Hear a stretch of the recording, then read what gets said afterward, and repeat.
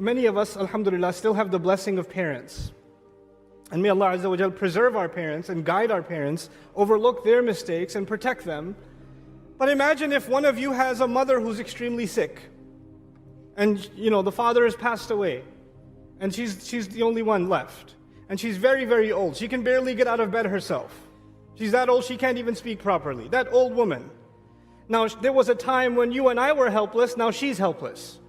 She's in completely a helpless state. And then she somehow communicates to you, can I borrow 100? I promise I'll pay it back soon. I'm not sure when I can do it, but I will, I promise. And if she says that to you, what would that make you feel?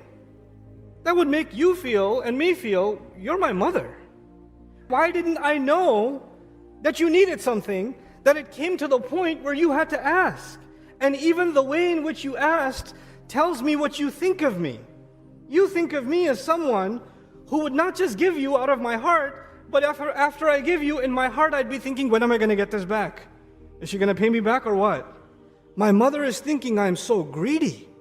My mother thinks I'm so obsessed with money that what she needs and what she wants is not even in the picture. My biggest concern will be, when am I going to get paid? When am I going to get returned? Humiliating to a son or a daughter to hear. Why? Because now they're getting an impression, what does mom think of me? Mom thinks of me as someone greedy. Mom thinks of me as someone that he wouldn't just give it to me. The best I can hope for is he'll let me borrow it. And then he'll expect it back. That's a commentary on your mother and how greedy she thinks you are. That's what that becomes. When Allah Azza wa Jal tells a believer, give me a loan. The one who gave you and me everything says, give me a loan. He knows how human beings become. I'll give you a small experiment that I've conducted many times with my children, especially when they're younger. I know which ones like which kind of ice cream. So I'll get their favorite kind of ice cream and start eating it myself. And so I'm eating it, and the 3-year-old comes and says, Abba, can I have that? I said, no, you can't have that. Can please have a little bit? Okay, you can have 2 bites, but then give it back. So I give them the ice cream. And guess what happens next? They run away. And if I do catch them and say, where's my ice cream? You know what they say? Mine.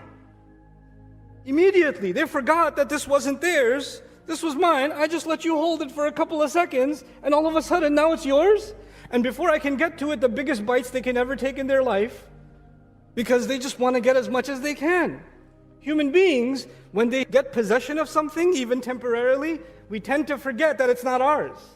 Allah gives, and Allah gives, and Allah gives. And then sometimes He says, give me back.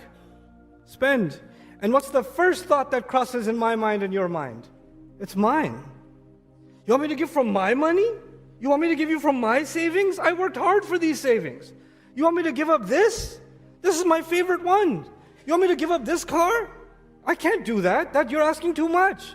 And so Allah Azza wa Jal acknowledges the inherent greed. وَمَن يُوقَ شُحَّ نَفْسِهِ.